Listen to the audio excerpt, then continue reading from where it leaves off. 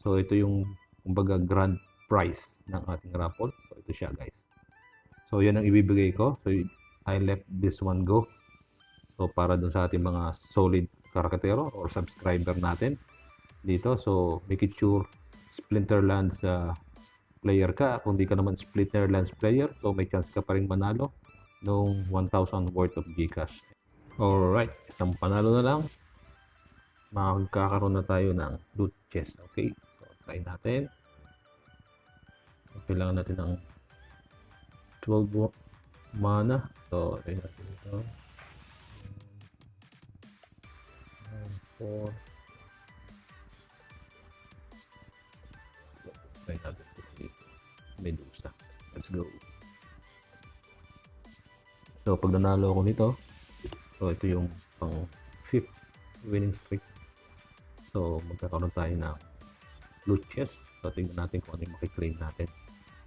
And tapusin muna natin to. Forward naman natin para mabilis. There you go. So nanalo naman. Done. So claim na natin yung ating reward. Ano kaya ito guys? Wala natin. Tingnan natin. Yung nakaraan nag-claim ako, medyo nagkaroon ng problema yung signal ko yata. So nag-error siya. Sayang yun. Hindi ko nakita kung nila-claim ko. So ito tignan natin. Huwag naman sana potion. Sana cards. Pwede na yan. Para pambigay ko sa raffle. There you go. So ibibigay ko sa raffle. Okay. So guys, doon sa mga ating solid karakatero dyan, mga subscriber at mga Splinterlands players, meron akong paayuda which is magbibigay ako ng 10 cards Splinterlands, and meron yung magbibigay din ako ng 1,000 worth of Gcash. Okay, yung cards, yung 10 cards na ibibigay ko is meron dong rare, meron dong legendary. So which is yung legendary is medyo okay siya kasi ang 50 centavos na ngayon ang 1 DEC. Yung legendary na meron ako is 1,000 DEC siya. So ito siya guys, pakita ko. So ito yung isa sa ibibigay ko, and yung 1,000 worth of Gcash, I will split it into 5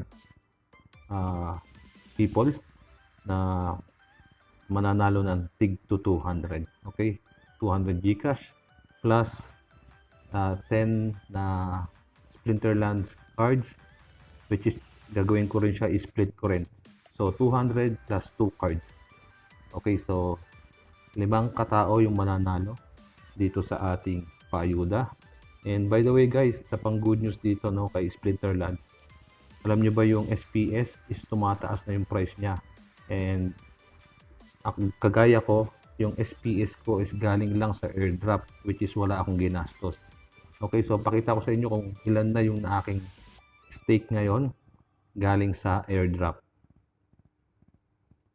So guys, ito na yung total na aking na airdrop. So meron na akong 47 SPS at ang halaga niya na ngayon is $35. Okay, naka-stake pa rin siya, hindi ko siya withdraw. And ang price ngayon ng SPS or value ng SPS ngayon is nasa 36 or 39 na yata. Check natin kung magkano yung updated niyang value or price ng SPS. And guys, ito ay airdrop. Okay, so ini-stake ko na lang siya instead na wini-withdraw ko siya. So as long as ini-stake ko siya, maraming nag-i-stake, I mean tumataas yung value niya na. Okay, so i-check natin yung kanyang current value or price. So nandito tayo ngayon sa coin gecko. So search natin si Splinterlands. Yun guys, 39 pesos na pala guys, malapit mag 40. Grabe yung airdrop no. So airdrop lang yun guys, wala akong binili, wala akong ginastos, and ini-stake ko talaga siya kasi wala naman ako ginastos dun eh. Ba't ko yung i-withdraw? So yan, so from 12 pesos yata ito, then tuloy-tuloy umangat siya. Tingnan natin yung chart. So yun guys. So 30. Then umangat siya tuloy-tuloy hanggang nag 39 na, no? So tingnan natin yung 30 days niya, magkano yung pinakamababa niya. So pinakamababa niya guys, I think 12 pesos. Yan yung sinasabi ko, 12 pesos. Yan, no? 11 pala, 11 pesos ang pinakamababa niya guys, 11.08. So grabe, oh. So kung bumili ka ng SPS noong September 15, ngayon triple na. Kasi 11 times 3, 33 lang. So 39 to. So mahigit 3 times na sana ang yung pera ngayon. Yan, no? As of October 10, 39.39 na SPS. And still, di ko yun i-withdraw hanggang talaga umangat ng gusto ito. Imagine, airdrop lang yan, guys. Airdrop. Bigay ng Splinterlands sa mga active players, no? Yun lang, guys. So, dun sa mga new subscriber, maraming salamat po. At dun po sa ating mga solid karaketero dyan, this is your chance na magkaroon ng ayuda. Ipapakita yung video sa YouTube kung saan kayo magko-comment ng hashtag OFW, at doon sa Facebook page kung saan nyo ipo-photo comment yung screenshot na nakasubscribe kayo sa ating YouTube channel. Okay? So guys, ito yung video kung saan kayo magko-comment. Okay? Itong about PDAX, cash in, cash out. Okay, itong PDAX, cash in, cash out. So diyan kayo guys magko-comment ng hashtag OFW Raketero. Okay? So pakita ko. So guys, ito yung video kung saan kayo as I said, magko-comment, no? Ko-comment nyo lang diyan kahit done. Then sa baba niyan, hashtag OFW Raketero. Okay? So ganyan lang guys. At least maka 100 comments ito. Kasama na yung comments ko, yung reply ko. Lahat. So far 36 na siya. Including yung comment ko ngayon. Hindi pa yata siya kasama. So magiging 37 na yan. So yun guys.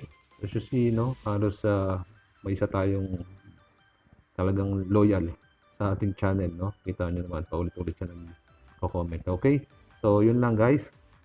And pakita ko kung saan nyo ipo-photo, comment yung screenshot na nakasubscribe kayo. Okay? So puntahan natin yung ating official Facebook page. So guys, ito yung post ko kung saan nyo ipo-photo, comment yung screenshot na nakasubscribe kayo sa ating YouTube channel. Okay? So click mo lang yung comment. Then ito yung mga example guys. So yan, no? Marami na. So dito may ipo-photo, comment. Okay? Yung screenshot na nakasubscribe ka doon sa ating YouTube channel. Marami na guys. Oh. So, para lang ma-verify yan na subscriber ka ng ating YouTube channel. Okay? Just in case hindi umabot ng 100 comments ito. Dito sa video ito. Hindi siya umabot ng 100.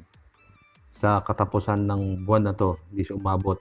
Okay? Ibibigay ko na or sisimulan na natin yung ating ayuda. Kung hindi man umabot ito ng 100 comments. Okay?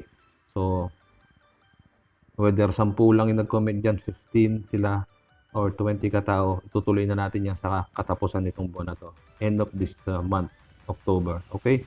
So, kahit ako, naiinip na rin ako. So, yun lang guys. Abangan nyo rin yun yung video kung sino yung mananalo. Okay? So, that's all guys. Thank you so much for watching. Have a great day. Keep safe. God bless ating lahat. See you on my next video. Goodbye.